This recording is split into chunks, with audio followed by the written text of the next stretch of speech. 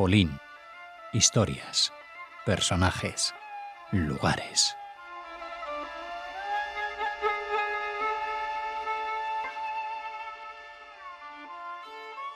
Bueno, que pillamos a Elżbieta Borkiewicz haciendo la maleta para ir a Polonia, a su país natal, no solo a Varsovia, no solo a Cracovia, a muchos otros sitios como nos adelantabas en el programa anterior. Hola, Elżbieta. Buenos días, buenas tardes y buenas noches. Estoy ya nerviosa. Bueno, Me voy mañana. entendemos perfectamente tu nerviosismo. ¿Y nos vas a seguir dando envidia o quieres hablar de otra cosa hoy? No, hoy de otra cosa, pero Muy bien, también espero que interesante. seguro. Porque tú sabes perfectamente que me encantan los gatos, ¿no? Y también me encantan todos estos personajes, grandes personajes, artistas, escritores, actores, intelectuales, Sí. que son o que eran grandes admiradores de los gatos, ¿no? Ujú. Por ejemplo, Oscar Wilde decía que hay dos clases de gente: aquellos que aman a los gatos y aquellos que están perjudicados por el destino, por la vida. Bueno, Así yo también. pienso más o menos Ujú. lo mismo. Muy bien. Yo estoy Pero, perjudicada, lo tengo que confesar, pero comparto con los sí, gatos y contigo mi amor por los arenques. pues te traeré uno desde ¡Ay, qué pequeñito, ya bien! verás que vas a pasar al otro lado. Ah, creía que me decías que me ibas a traer un arenque. No, un No, gato no. arenque no. Arenque sí, también es más fácil. Pero un Bueno, gatito. no te interrumpo más, perdona. Bueno, mira, pues nuestro escritor tan conocido, Józef Wittgen, que era poeta y escritor, en su exilio neoyorquino tuvo varias generaciones de gatas y gatos. Todos tenían nombres muy originales. Eh, pero el gran amor de su vida fue una gata atigrada, nada del otro mundo, eh, cuyo nombre era Petronella, muy pomposo, Petronella, y la Petronella era la única con el derecho de entrar en su despacho y revolver los papeles. Nadie más, ni la hija ni la mujer tampoco, solamente Petronella. Y hay una foto de Wittgen, eh, eh, que además aparece en algún libro, en la biografía o no me acuerdo ya en qué libro lo he visto, una foto que ocupa toda la página. En la foto está Wittgen y con la gata, con la Petronella en brazos, y el propio escritor lo firma así: Józef y Petronella, alias Tristán e Isolda. Así que yo creo que deberíamos invitar a Elizabeth Wittgen, ¿verdad?, a nuestro programa para que nos cuente cosas, curiosidades de su padre y, por ejemplo, su relación con los gatos o Bueno, con el género felino. por favor, Pues, sería un honor volver a tenerla en Radio Sefarad. pues Cuando... la vamos a convencer. ¡Ay, qué bien! ¡Qué Sí, bien! sí. Muy bien, gracias, Esbieta. Bueno, y también Continuamos. hace muy poco, el 4 de agosto, vi en algún portal la foto de un señor con un gato negro sobre el fondo de un cuadro en tonos azules, ¿no? Y era la foto de un gran artista, pintor polaco, que había nacido precisamente el 4 de agosto, pero del año 1904. Así que se cumplirían 121 años desde su nacimiento, desde el nacimiento de Jonas Stern, que era hijo de Leon Aron Leib y Rosalia Resli Merkel, de una familia judía, en las proximidades del Lvov nació. Así que el programa de hoy lo dedico a Jonas Stern, a su 121 cumpleaños, y a su gato negro, que es muy curioso. Pero bueno, primero vamos a hablar en serio de Jonas Stern, porque era como muchos chicos de aquella época, chicos judíos o de familias mixtas o de familias asimiladas o menos asimiladas. Él nació en Stanisławów, cerca de Stanisławów, cerca del Lvov, y luego fue enviado por sus padres a a la Escuela Industrial del Lvov y también a clases de pintura a una escuela privada en esta misma ciudad, porque desde pequeño pues demostraba su talento por el arte, ¿no? Entonces empezó a formarse ya casi de niño, ¿no? Y él, además de estudiar, tenía que trabajar porque el dinero que le daban los padres era muy escaso. Entonces hizo muchas cosas. Trabajó, por ejemplo, en la mina de sal de potasio, pintaba imágenes santas en una iglesia ortodoxa, hacía muchas cosas. Y luego se trasladó a Cracovia porque decidió que ahí las escuelas de arte eran mejores y ahí podía progresar. Y ahí también tuvo que trabajar. Trabajaba en una fábrica, corregía errores técnicos en una imprenta y también, por ejemplo, trabajó en un almacén donde se les seleccionaba pieles para diferentes usos, ¿no? Para peleterías y para otros usos. Y en Cracovia estudiaba dibujo y pintura en una escuela privada y luego entró en la Academia de Bellas Artes, que terminó unos años después. Y en aquella época él pintaba y hacía grabados y le interesaban más bien escenas cotidianas de la calle, de la gente. Por ejemplo, hay trabajos titulados En la cafetería, que he pintado en el año 33, o Una planchadora también. Entonces, él se podría decir que estaba fascinado por el arte satírico y grotesco de George Grosz, y también durante una época él confesó que le había fascinado Kandinsky, pero él seguía buscando su camino. Y él fue cofundador de un grupo artístico llamado Grupo de Cracovia. En este grupo había destacados pintores, artistas de Cracovia, como María Yarema o Sasha Blonder o Leopold Levitsky. Y ellos, el grupo aparte de ser artistas, eran orientación política de izquierdas, muy de izquierdas. Por ejemplo, en 1934 crearon una especie de performance en el Teatro Stare de Cracovia, titulada El fascismo incendia el mundo, ¿no? Y Jonas era miembro del Partido Comunista Polaco, también algunos de los miembros del grupo de Cracovia también. Fue arrestado muchas veces y en el año 1938 estuvo encerrado en el campo de concentración político polaco para presos políticos en Bereza Kartuska. Y ya en el año 1939, cuando salió de Bereza, volvió a Lvov y empezó la guerra. La ciudad primero estuvo ocupada por la Unión Soviética y luego cuando llegaron los alemanes, pues la vida de los judíos de Lvov, que ya no era fácil antes, pues se convirtió en una existencia dramática y mucho más difícil. Él tuvo que entrar en el gueto, vivir en el gueto, y en su vida ocurrieron cosas que dan para hacer una película, para hacer una trama de una película de suspense. Por ejemplo, en el año 1943 escapó de un tren que transportaba a los judíos del Lvov a un campo de exterminio. Pero Jonas huyó del tren, pero no tenía dónde huir y volvió al gueto.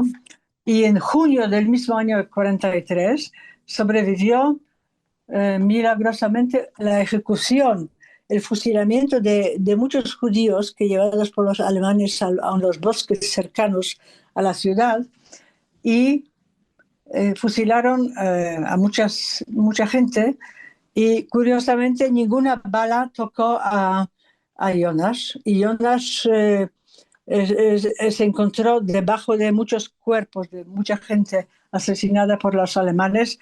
Tuvo que esperar varias horas hasta que se fueran y después salió a la superficie y logró escapar. Y esta vez ya no volvió al gueto, creo que ya el gueto pues estaba en liquidación. Entonces él siempre decía que el destino le había regalado la segunda vida, ¿no?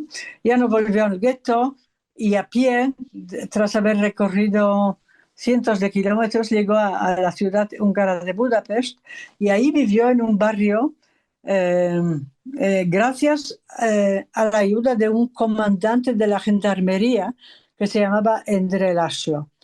Y ahí vivió bajo un nombre falso y sobrevivió hasta la liberación.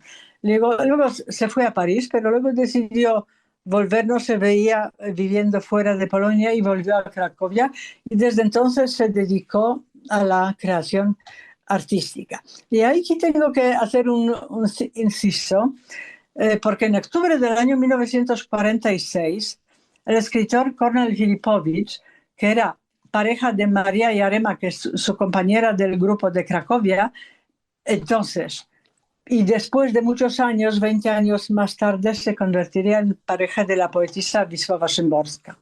Entonces, Kornél Filipovich publicó un relato dedicado precisamente a Jonas Stern y el relato estaba titulado El paisaje que sobrevivió a la muerte.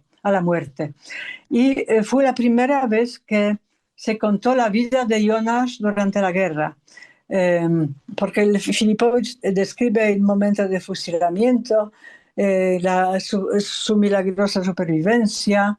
Y en ese cuento el paisaje, que parece un paisaje bonito, tranquilo, como siempre lo había sido, pero debajo están las fosas con los cuerpos de los asesinados. También por primera vez se habla de la muerte de la esposa de Jonas, que no sobrevivió a la guerra. En los años 50, desde los años 54, 55 hasta el 74, Jonas trabajó como profesor en la Academia de Bellas Artes, la misma que le había formado, y también es uno de los creadores del segundo grupo de Cracovia, con los que sobrevivieron, con los artistas que se identificaban también con este ahora, este arte, ¿no? Este tipo de arte que es arte abstracto más bien. Podemos decir que el trauma de sobrevivir a la propia muerte tuvo un significado determinante en su obra. Él era muy conocido en Cracovia y hay una galería de arte que se llama Cristofori, donde él solía exponer su obra y donde él trabajaba también. Hablando de las técnicas, de su forma de pintar, pues efectivamente hay cambios después del año 45, son más abstractas, las formas abstractas utilizan materiales naturales, telas, fotografías, por ejemplo, fotografías del mundo judío de antes de la guerra que ya no existía. Y a finales de los años 50 aún pudo viajar a Italia. Ahí conoce a un pintor, Alberto Burri, que le llamaban el maestro de la pintura de la materia. Y entonces Stern introduce en su arte pues, la materia, ¿no? El mundo orgánico. Practica nuevas técnicas, collage, todo esto.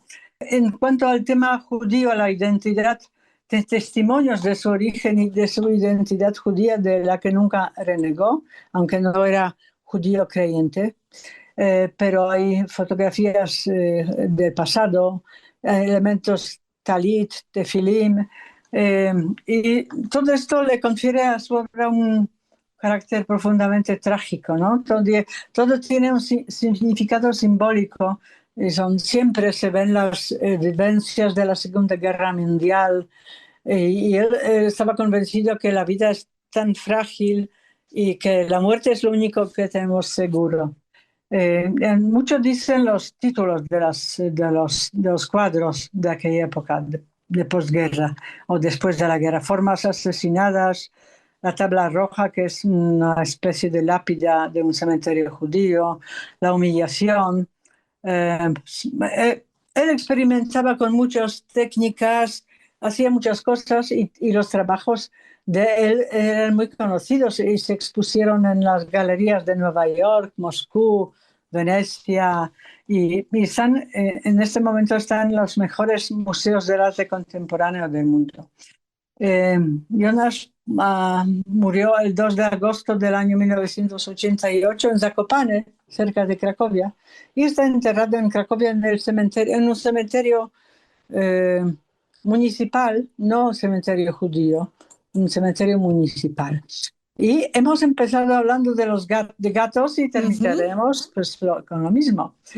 Porque en la foto que pueden ver, en la foto aparece Jonas con un gato negro, y el gato se llamaba Jaime o Jaimito, ¿no? El pequeño Jaime. No sé cómo hacer Jaimito. Jaimito, ¿no? El pequeño Jaimito.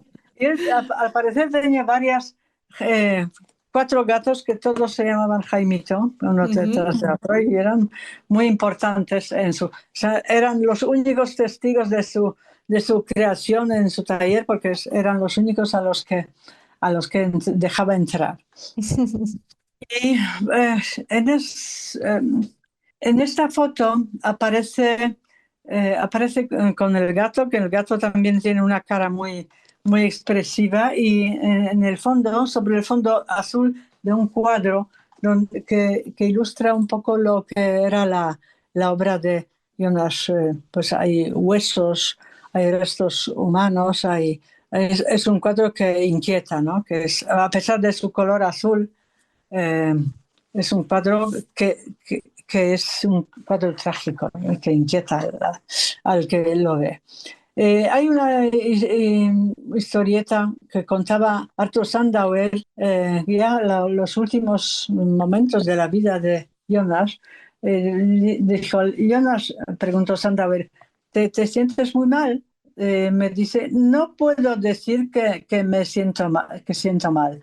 Me despierto, como siempre desde aquel entonces, me despierto antes del amanecer y siento un alivio cuando por fin puedo estar seguro que es mi cama en Cracovia y no me tengo que levantar para desde el gueto caminar durante 3 horas y media para ir a trabajar. O sea, todo está la presencia del Holocausto y lo que le ocurrió en la vida, pues le acompañó hasta el final de su vida. Y hay otra curiosidad. En el año 2019, en la Radio Nacional Polaca, en el teatro, hay teatro de radio y teatro bastante bueno, se presentó una obra de un joven autor que se llama Benjamin Bukowski, y la obra se titulaba Jonas. Y la historia es la historia de Jonas Stern, del pintor, contada por 4 gatos negros. Y los gatos negros hablan de su amo, los gatos Jaimitos, ¿no? Así era el Jonas Stern, superviviente del Holocausto, judío polaco, comunista, perseguido, artista en búsqueda permanente de sí mismo. Él mismo decía que había salvado la vida, pero que en realidad no había sobrevivido en el Holocausto. Y creo que hay mucha de la verdad se pueden ver en sus cuadros, que son muy inquietantes y muy, muy trágicos. Ojalá los gatitos le ayudaran, ¿no?, a transitar por esa sensación que, como decías, comparten muchos supervivientes. Elzbieta, gracias por dedicarnos estos minutos. Sabemos que estás muy liada ya preparando ese viaje. Te deseamos que te lo pases muy, muy bien y que nos lo cuentes. Por supuesto. Muchas gracias. Gracias a ti.